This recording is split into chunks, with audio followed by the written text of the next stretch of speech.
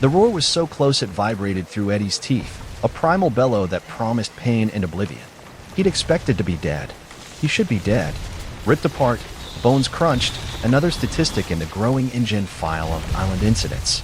But adrenaline, pure and unadulterated, had coursed through him, fueled by a desperate, illogical refusal to become Rex Chow. He'd slammed the winch lever into overdrive, ignoring the grinding protest of the machinery, the cable screaming taut as it strained against the impossible weight of the trailer, now dangling precariously over the chasm. The flare gun had been a desperate gamble, a last-ditch, almost comical attempt to deter two enraged Tyrannosaurus Rexes. And to his utter astonishment, it had worked. The bright red projectile, arcing through the humid air and bursting like a miniature sun in the dense jungle canopy, had snagged their limited attention. Prehistoric instincts, perhaps curiosity, maybe just simple annoyance at the sudden intrusion. Whatever the reason, they'd turned, those colossal heads swiveling away from him and towards the burst of life. He hadn't wasted a single precious second. Ignoring the sickening lurch of his stomach and the tremor in his hands, Eddie had focused solely on the winch controls. Inch by agonizing inch, the trailer had risen, the tires groaning against the cliff face, spitting out pebbles and dirt as they clawed for purchase. The roars of the Rexes, though now further away, still echoed through the valley, a constant, terrifying reminder of the razor's edge they were all teetering on. Finally, with a bone-jarring thud, the trailer was level. Eddie scrambled to disconnect the winch cable, his movements clumsy with exhaustion and lingering fear. He was still alive. He'd actually done it. He'd cheated death, not just for himself, but for them too. He glanced back at the trailer doors, his breath catching in his throat. The doors creaked open slowly. Nick Van Owen was the first out, scrambling down the small step ladder built into the trailer. His face was pale, streaked with dirt, but his eyes were wide and bright with a potent mix of relief and disbelief. Ian Malcolm followed, his limp more pronounced than usual, his signature black clothes dusted with grime, but his sardonic grin, albeit shaky, was miraculously intact.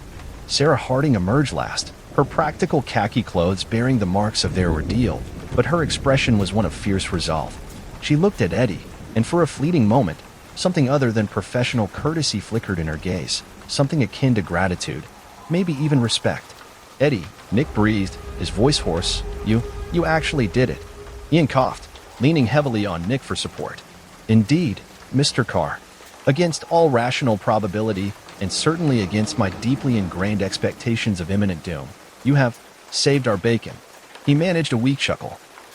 "Though, I must say, bacon that's been thoroughly marinated in dinosaur fear." Sarah stepped forward, her hand gripping Eddie's arm, her grip surprisingly strong. "Thank you, Eddie. Truly, that was beyond brave." Eddie just shrugged, still too wired to fully process what had just happened. "Just doing my job," he mumbled, though even to his own ears, it sounded weak and inadequate. "We need to get out of here. Now." He pointed in the direction the Rexes had gone. "Flares only buy us time. They'll be back. And probably pissed." The adrenaline was starting to recede, leaving behind a gnawing exhaustion and a bone-deep chill. He could feel the tremors starting again, the delayed reaction of his nervous system finally catching up. He needed to get them moving. He glanced at the damaged vehicles, the overturned Mercedes SUV a mangled wreck, the trailer battered but functional. The Jeep was probably still halfway down the cliff face, a crumpled testament to their earlier misfortune. "The trailer," Eddie said, pointing. "It's damaged, but drivable. We can use it to get back to the camp. Or at least, further away from here." Nick nodded immediately. "Makes sense. The SUV is scrap metal, and I doubt we'll be retrieving the Jeep anytime soon." Ian, ever the pragmatist even in crisis, interjected, "Camp is compromised. Two very large, very angry predators now know its general location. Returning there would be unwise. Foolish, even." Sarah considered this, her brow furrowed. "He's right. We need to head for the coast. The boat. That's our only real escape route off this island." "Coast it is then," Eddie affirmed, already moving towards the driver's seat of the trailer. "Nick, you know the map better than I do. Navigate." He tossed him the crumpled map from the dashboard of the wrecked SUV. "Ian, Sarah, you guys okay to ride in the back?" "As okay as we're likely to be, considering," Sarah replied, helping Ian climb into the trailer. He grunted with discomfort, but managed to settle onto one of the bench seats. Eddie climbed into the driver's seat, fumbling with the ignition. The engine sputtered, coughed, and then roared to life, a blessed sound in the oppressive silence that had followed the Rex's departure. He engaged the gears, and with a lurch, the trailer began to move, bumping and swaying over the uneven ground. Nick unfolded the map, his brow furrowed in concentration as he studied the terrain. "Southeast," he directed, pointing towards the coast. "It's rough terrain, mostly jungle and riverbeds, but it's our best shot." The trailer lurched and swayed, the damaged axles protesting with every bump and rut in the jungle track. The foliage was dense, the humid air thick and heavy, clinging to their skin like a damp cloth. The sounds of the jungle, once fascinating, now seemed laced with menace. Every rustle of leaves, every snap of a twig, sent a jolt of adrenaline through Eddie. He kept glancing in the rearview mirrors, half expecting to see two colossal heads crashing through the undergrowth, hot on their tail. They drove in silence for a while, the only sounds the straining engine of the trailer and the rustling jungle around them. The tension in the enclosed space was palpable, thick enough to cut with a knife. Suddenly, Sarah spoke, her voice low and urgent. "Eddie, stop." Eddie slammed on the brakes, the trailer skidding slightly on the loose gravel. "What is it?" Sarah peered out of the side window, her eyes narrowed, scanning the dense foliage. "I heard something. Movement over there." She pointed to a thicket of ferns. Eddie killed the engine, the sudden silence amplifying the jungle sounds. He listened intently, his senses on high alert. At first, there was nothing. Then, a low, guttural growl, closer this time. Definitely not the earth-shaking roar of a Rex, but something smaller, faster. "Raptors," Nick hissed, his voice barely a whisper. "Clever girls." Ian sighed, a weary, resigned sound. Of course, because near-death experiences with colossal predators apparently aren't enough excitement for one day. Eddie grabbed the flare gun from the dashboard. "Stay inside. I'll try to scare them off." "Eddie, no," Sarah protested. "Don't be reckless again. We need you." "Just going to make some noise," Eddie reassured her, though his heart hammered against his ribs. He knew raptors were fast, intelligent, and incredibly dangerous, but he couldn't just sit here and wait for them to attack. He cautiously opened the trailer door, stepping out into the humid air.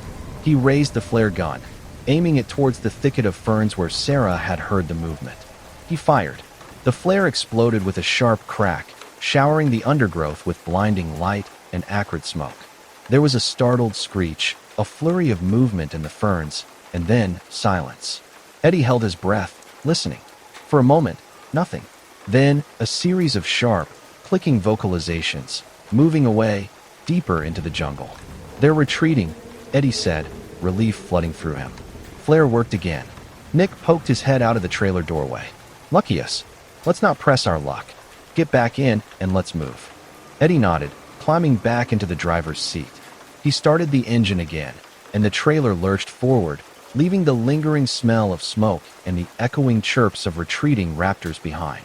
As they continued their bumpy, precarious journey towards the coast, the sun began to dip below the horizon, painting the sky in hues of orange and purple. The jungle grew darker, the shadows lengthening and distorting familiar shapes into menacing figures. The air grew cooler, but the oppressive humidity remained, clinging to them like a shroud. They drove for what felt like hours, the trailer groaning and protesting under the strain. Finally, after navigating a particularly treacherous section of rocky terrain, Nick pointed ahead. "There," he said, his voice filled with a weary relief. "The beach. We made it." Eddie steered the trailer onto the sandy shore, the tires sinking slightly into the soft sand. Ahead, stretching towards the darkening horizon, lay the ocean, a dark, shimmering expanse beneath the twilight sky. He brought the trailer to a halt, the engine sputtering and dying, finally succumbing to the strain. They were out of the jungle on the coast, but they were far from safe. The island was still teeming with dinosaurs, and they were still miles from any semblance of civilization. As they stepped out of the battered trailer, gazing at the vast, indifferent ocean before them, Eddie knew that their ordeal was far from over. They had survived the Rexes, they had escaped the raptors, but the lost world had many more dangers lurking in its shadows, and they were still very much lost. Their fight for survival had just begun. But for now, they were alive, together, and facing the unknown, a small, fragile band against a prehistoric world. And somehow, in that shared vulnerability, in that hard-won survival, there was a flicker of hope. as fragile yet persistent as a newly lit flame in the gathering darkness.